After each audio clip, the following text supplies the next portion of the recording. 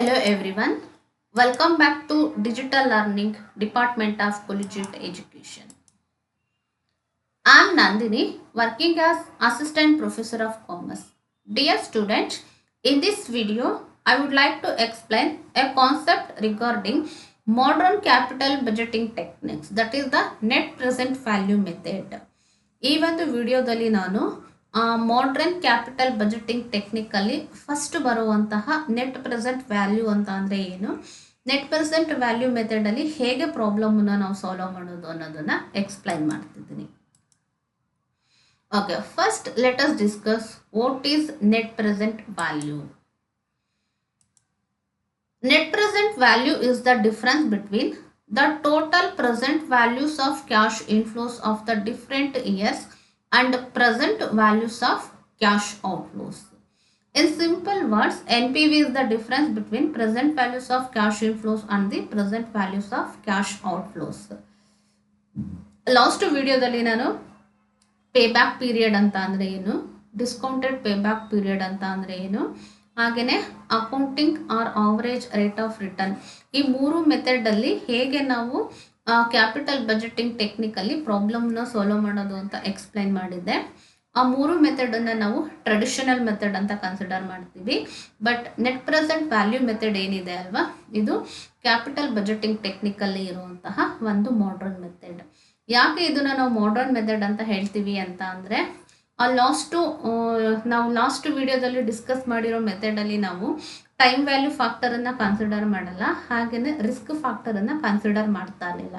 But net present value method ಏನಿದೆ ಅಲ್ವಾ, ಇದನ್ನು ಯೂನಿವರ್ಸಲ್ಲಿ ಅಕ್ಸೆಪ್ಟ್ ಮಾಡಿರುವಂತಹ method.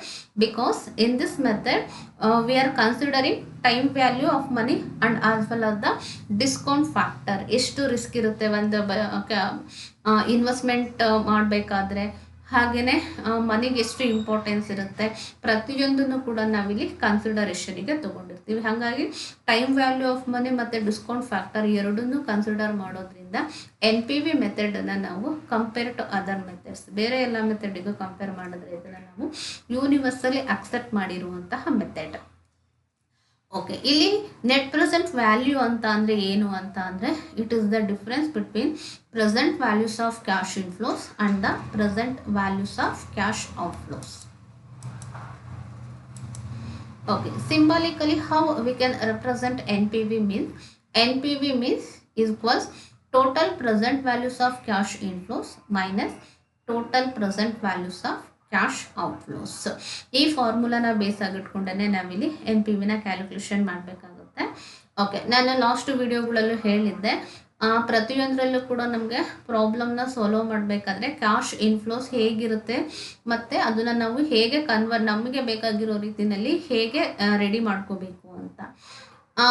The cash inflows which are applicable to NPV method, that is the net profit before depreciation but after taxes, except ARR ಒಂದನ್ನು ಬಿಟ್ಟು ಇನ್ನು remaining ಎಲ್ಲ ಮೆಥಡಿಗೂ ನಾವು use ಮಾಡುವಂಥದ್ದು ಬಿಫೋರ್ ಡಿಪ್ರಿಸಿಯೇಷನ್ ಆಫ್ಟರ್ ಟ್ಯಾಕ್ಸಸ್ ಇರುವಂತಹ annual cash inflows. But ARR ಅಲ್ಲಿ ಮಾತ್ರ after depreciation after ಟ್ಯಾಕ್ಸನ್ನು ಯೂಸ್ ಮಾಡ್ತೀವಿ. ಪೇಬ್ಯಾಕ್ ಪೀರಿಯಡಲ್ಲಿ ಯಾವುದು ಅಪ್ಲೈ ಆಗ್ತಾ ಇತ್ತೋ ಸೇಮ್ ಕಾನ್ಸೆಪ್ಟು ಇಲ್ಲೂ ಅಪ್ಲೈ ಆಗುತ್ತೆ. ಓಕೆ, NPVನಲ್ಲಿ ಅಕ್ಸೆಪ್ಟ್ ಮತ್ತು ರಿಜೆಕ್ಟ್ ಕ್ರೈಟೀರಿಯಾ ಹೇಗಿರುತ್ತೆ ಅಂತ ನೋಡೋಣ. If it is a independent project, single ಅಥವಾ ಇಂಡಿಪೆಂಡೆಂಟ್ ಪ್ರಾಜೆಕ್ಟ್ ಇದೆ ಅಂತ ಅಂದಾಗ we are going to accept the project if you get the positive NPV ಬರ್ತಿದೆ ಅಂತಂದರೆ ಪ್ರಾಜೆಕ್ಟನ್ನು ನಾವು ಅಕ್ಸೆಪ್ಟ್ ಮಾಡ್ಕೊಳ್ತೀವಿ. ಸೊ ಪಾಸಿಟಿವ್ NPV ಅಂತ ಅಂದರೆ present values of cash inflows is usually more or higher than the present values of cash inflows. Present values of cash inflows ಜಾಸ್ತಿ ಇರುತ್ತೆ when compare to the outflows. Project ಯಾವಾಗ reject ಆಗುತ್ತೆ ಅಂತ ಅಂದರೆ if you get negative NPV, ಅಂದರೆ ಇದಕ್ಕೆ opposite ಆಗಿರುತ್ತೆ. Present values of cash inflows less than the present values of cash outflows. ಈ ಒಂದು ಕಾನ್ಸೆಪ್ಟ್ ನಮಗೆ ಇಂಡಿಪೆಂಡೆಂಟ್ ಪ್ರಾಜೆಕ್ಟಿಗೆ ಅಕ್ಸೆಪ್ಟ್ ಆಗುತ್ತೆ. ಬಟ್ ಅದೇ ಏನಾದರೂ ಮ್ಯೂಚುವಲಿ ಎಕ್ಸ್ಕ್ಲೂಸಿವ್ ಪ್ರಾಜೆಕ್ಟ್ ಇದ್ದಾಗ ಪಾಸಿಟಿವ್ ಇದ್ದರೆ ಯೂಶಲಿ ಎರಡನ್ನೂ ಕೂಡ ಅಕ್ಸೆಪ್ಟ್ ಮಾಡ್ಬೋದು.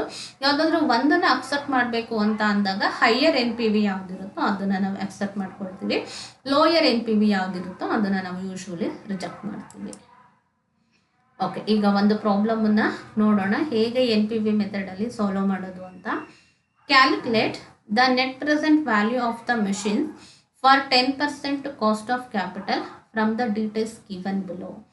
10% ಡಿಸ್ಕೌಂಟ್ ಫ್ಯಾಕ್ಟರ್ ಕೊಟ್ಟಿದ್ದಾರೆ ಮತ್ತು 2 ಮೆಷಿನ್ಸ್ದು ನಮಗೆ ಇಲ್ಲಿ ಇನ್ಫಾರ್ಮೇಷನ್ ಕೊಟ್ಟಿದ್ದಾರೆ. ಎಸ್ಟಿಮೇಟೆಡ್ ಲೈಫ್ ಎರಡು ಪ್ರಾಜೆಕ್ಟ್ದು ಎಷ್ಟಿದೆ, 5 years ಆ್ಯಂಡ್ 5 years ಇದೆ. Then cost 90,000 rupees and machine B also 90,000 rupees. ಮತ್ತು 5 yearsದು ಕ್ಯಾಶ್ ಇನ್ಫ್ಲೋಸ್ನ ನಮಗೆ ಇಲ್ಲಿ ಅವರು ಕೊಟ್ಕೊಳ್ತಾ ಹೋಗಿದ್ದಾರೆ. ಆ್ಯಂಡ್ ಒನ್ ಮೋರ್ ಥಿಂಗ್, ಇಲ್ಲಿ ಕ್ಯಾಶ್ ಇನ್ಫ್ಲೋಸ್ ಬಗ್ಗೆ ಏನು ಹೇಳಿಲ್ಲ ಪ್ರಾಬ್ಲಮಲ್ಲಿ ಅಂತ ಅಂದರೆ, ಕೊಟ್ಟಿರೋ ಇನ್ಫಾರ್ಮೇಷನು ನಮಗೆ ಯಾವ ಫಾರ್ಮಲ್ಲಿ ಇರಬೇಕಾಗಿದೆಯೋ ಅದೇ ಫಾರ್ಮಲ್ಲಿ ರೆಡಿ ಇನ್ಫಾರ್ಮೇಷನ್ ಇರುತ್ತೆ. ಹಾಗಾಗಿ ಮತ್ತೆ ಅಲ್ಲಿ ನಾವೇನು ಚೇಂಜಸ್ ಮಾಡುವಂಥ ನೆಸೆಸಿಟಿ ಇಲ್ಲ. ಹಾಗಾದರೆ NPVಗೆ ನಮಗೆ ಯಾವ ಥರ ಇರಬೇಕು ಕ್ಯಾಶ್ ಇನ್ಫ್ಲೋಸ್ ಅಂತ ಹೇಳಿದ್ವಿ ಅಂತ ಅಂದರೆ, net profit before depreciation but after taxes, ಈ ಒಂದು ಫಾರ್ಮೆಟಲ್ಲಿ ನಮಗೆ ಕ್ಯಾಶ್ ಇನ್ಫ್ಲೋಸ್ ಇರಬೇಕು. ಏನು ಹೇಳಿಲ್ಲ ಪ್ರಾಬ್ಲಮಲ್ಲಿ ಅಂತ ಅಂದರೆ, ಆ ಬೇಕಾಗಿರೋ ರೀತಿಯಲ್ಲೇ ನಮಗೆ ಇದೆ ಅಂತದ್ದು ಅಂಡರ್ಸ್ಟುಡ್. ಮತ್ತು ನಮಗೆ ಇನ್ನೂ ಯಾವ ಇನ್ಫಾರ್ಮೇಷನ್ ಬೇಕು, 10% ಡಿಸ್ಕೌಂಟ್ ಫ್ಯಾಕ್ಟರ್ ಅಂತ ಹೇಳಿದ್ದಾರೆ ಅಲ್ಲ, ಆ 5 yearsಗೆ 10% ಡಿಸ್ಕೌಂಟ್ ಫ್ಯಾಕ್ಟರ್ನ ಅವರೇ ಪ್ರಾಬ್ಲಮಲ್ಲಿ ಕೊಟ್ಟಿದ್ದಾರೆ. First year, second year, third year ಮತ್ತು ಟಿಲ್ 5th yearವರೆಗೂ ಕೊಟ್ಟಿದ್ದಾರೆ. Okay, by using this information we have to solve a problem by using the NPV method. Okay, first ನಾವು ಈ ಥರ ಒಂದು ಫಾರ್ಮೆಟನ್ನು ಹಾಕೋಬೇಕಾಗುತ್ತೆ. First column year column, next 10% discount factor ಅಂತ ಪ್ರಾಬ್ಲಮಲ್ಲಿ ಏನು ಹೇಳಿರ್ತಾರೋ ಅದನ್ನು ಆಸ್ ಯೂಶುವಲ್ ಹಾಗೆ ಇನ್ಸರ್ಟ್ ಮಾಡ್ಕೊಳ್ತೀವಿ. Then machine A and machine B. Machine ಎನಲ್ಲಿ ಗಿವನ್ ಕ್ಯಾಶ್ ಇನ್ಫ್ಲೋಸ್, ಪ್ರಾಬ್ಲಮಲ್ಲಿ ಕೊಟ್ಟಿರೋ ಗಿವನ್ ಕ್ಯಾಶ್ ಇನ್ಫ್ಲೋಸ್, ಹಾಗೆಯೇ ಮೆಷಿನ್ ಬಿಗೆ ಏನೇನು ಕ್ಯಾಶ್ ಇನ್ಫ್ಲೋಸ್ ಹೇಳಿದ್ದಾರೆ ಅದನ್ನು ಕೂಡ ಆಸ್ ಇಟ್ ಇಸ್ ಹಾಕೋಬೇಕಾಗುತ್ತೆ. ಓಕೆ, ಇಲ್ಲಿ ಪ್ರೆಸೆಂಟ್ ವ್ಯಾಲ್ಯೂಸ್ ಆಫ್ ಕ್ಯಾಶ್ ಇನ್ಫ್ಲೋಸ್ನ ನಾವು 2 ಮೆಷಿನ್ಸ್ಗೂ ಇಲ್ಲಿ ಫೈಂಡ್ ಔಟ್ ಮಾಡಬೇಕು. ಹೇಗೆ ಫೈಂಡ್ ಔಟ್ ಮಾಡ್ತೀವಿ present values of cash inflows ಅಂತ ಅಂದರೆ, ಕೊಟ್ಟಿರೋ ಕ್ಯಾಶ್ ಇನ್ಫ್ಲೋಸ್ನ ನಾವು PV ಫ್ಯಾಕ್ಟರ್ ಅಥವಾ ಡಿಸ್ಕೌಂಟ್ ಫ್ಯಾಕ್ಟರ್ ಜೊತೆ ಮಲ್ಟಿಪ್ಲಿಕೇಶನ್ ಮಾಡಬೇಕಾಗುತ್ತೆ. ಓಕೆ, ಫಸ್ಟ್ ನಾವು ಮೆಷಿನ್ ಏಜ್ ನೋಡ್ಕೊಳ್ತಾ ಹೋಗೋಣ. 10,000 ಇಂಟು 0.909 ಮಾಡಿದ್ರೆ ನಮಗೆ 9,090 rupees ಬರುತ್ತೆ. Then second year 30,000 into 0.826 we will get 24,780 rupees. And third year 40,000 into 0.751 ಎರಡು ಮಲ್ಟಿಪ್ಲೈ ಮಾಡಿದ್ರೆ we will get 30,040.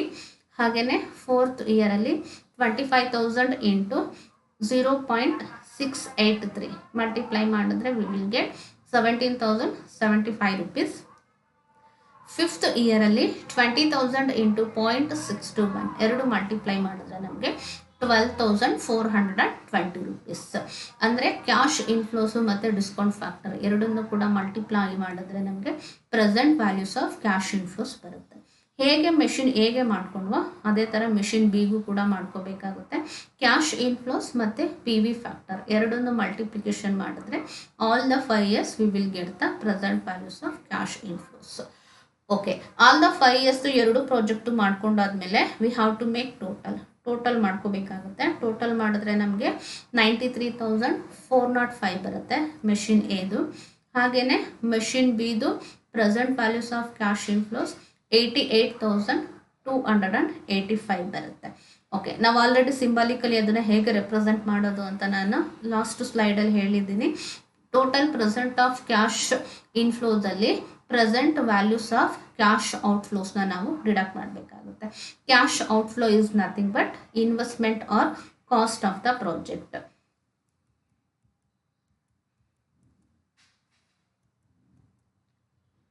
ನೋಡಿ, ಪ್ರಾಬ್ಲಮಲ್ಲಿ ನಮಗೆ ಒರಿಜಿನಲ್ ಕಾಸ್ಟ್ ಎಷ್ಟಿದೆ, ಎರಡು ಪ್ರಾಜೆಕ್ಟದು ಕೂಡ ನಮಗೆ 90,000 rupees ಇದೆ. ಪ್ರೆಸೆಂಟ್ ವ್ಯಾಲ್ಯೂಸ್ನ ನಾವು ಫೈಂಡ್ ಔಟ್ ಮಾಡಿದ್ದೀವಿ. ಕಾಸ್ಟ್ ಆಫ್ ದ ಪ್ರಾಜೆಕ್ಟು ಎರಡರದ್ದು 90,000 ಇದೆ, ಅದನ್ನು ಆಸ್ ಇಟ್ ಇಸ್ ತೊಗೋಬೇಕು. ಈಗ ಪ್ರೆಸೆಂಟ್ ವ್ಯಾಲ್ಯೂಸ್ ಆಫ್ ಕ್ಯಾಶ್ ಇನ್ಫ್ಲೋಸ್ನಲ್ಲಿ ಔಟ್ಫ್ಲೋಸ್ನ ಡಿಡಕ್ಟ್ ಮಾಡಬೇಕಾಗುತ್ತೆ.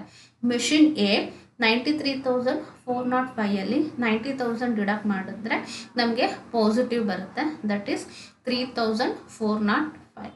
ಬಟ್ ಮೆಷಿನ್ ಬಿದು ಏನಾಗಿದೆ ಅಂತ ಅಂದರೆ, ನಾವು ಮಾಡಿರೋ ಇನ್ವೆಸ್ಟ್ಮೆಂಟಿಗಿಂತ ನಮಗೆ ಬರ್ತಿರೋ ಅಂತಹ ಇನ್ಫ್ಲೋ ಕಡಿಮೆ ಆಗ್ತಾ ಇದೆ.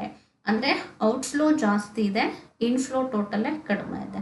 In this situation V will get negative NPV, that is 1,000 715 rupees. Okay, ಇವಾಗ ನಾವು ಇದರಲ್ಲಿ ಎರಡು ಮೆಷಿನಲ್ಲಿ ಯಾವುದನ್ನ ಪ್ರಿಫರ್ ಮಾಡ್ತೀವಿ ಅಂತ ಅಂದರೆ, ಪಾಸಿಟಿವ್ ಇರುವಂತಹ ಯಾವ ಪ್ರಾಜೆಕ್ಟು ನಮಗೆ ಪಾಸಿಟಿವ್ ಎನ್ ಪಿ ವಿನ ಕೊಡುತ್ತೋ ಅಂಥ ಪ್ರಾಜೆಕ್ಟನ್ನ ಅಕ್ಸೆಪ್ಟ್ ಮಾಡ್ಕೊಳ್ತೀವಿ. Which project gives the negative N P V, we are going to reject it. Machine B ನಮಗೆ ನೆಗೆಟಿವ್ ಎನ್ ಪಿ ವಿ ಬರ್ತಿರೋದ್ರಿಂದ ನಾವು ಇದನ್ನು ರಿಜೆಕ್ಟ್ ಮಾಡ್ತೀವಿ. ಸಪೋಸ್ ಎರಡರಲ್ಲೂ ನಮಗೆ ಪಾಸಿಟಿವೇ ಇರ್ತಾ ಇತ್ತು ಅಂತ ಅಂದರೆ ಆವಾಗ ಹೈಯರ್ ಯಾವುದಿರುತ್ತೋ ಅದನ್ನು ತಗೊಳ್ತೀವಿ. ಎರಡೂ ಕೂಡ ನನಗೆ ನೆಗೆಟಿವೇ ಬಂದಿದೆ ಅಂತ ಅಂದರೆ ಎರಡು ಪ್ರಾಜೆಕ್ಟನ್ನು ನಾವಲ್ಲಿ ರಿಜೆಕ್ಟ್ ಮಾಡಬೇಕಾಗುತ್ತೆ. Okay, like this we have to solve the problem under N P V method. Anyway, thank you dear student for watching this video.